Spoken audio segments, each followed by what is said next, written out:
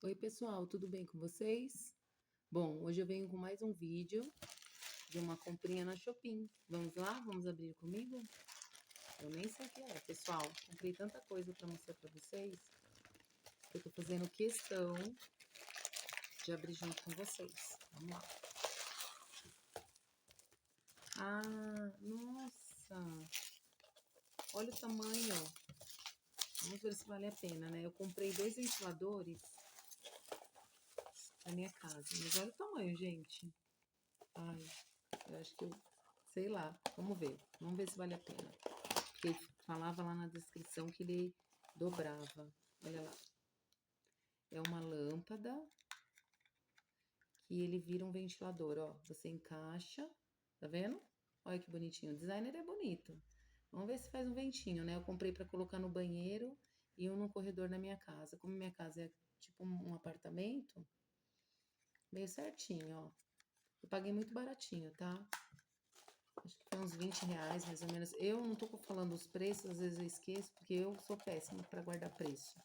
Mas aí, vocês sigam meu canal, né? Dão um like lá. E aí, façam as perguntas, né? Que preço que eu paguei, eu coloco lá, tá bom? Olha lá, o outro, tudo bonitinho, tudo certinho, vamos ver. Lá na descrição, todo mundo tá falando muito bem e fala que ilumina muito, assim, é forte, né? A lâmpada. Então, vamos ver.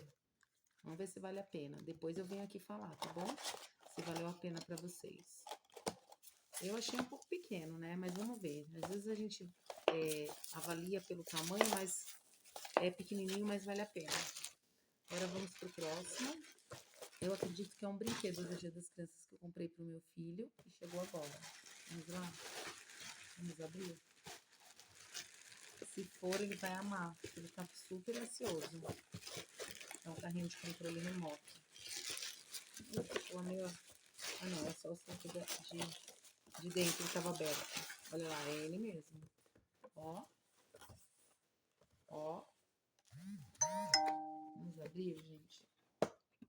Nosso carrinho do meu bebezinho. Vamos ver.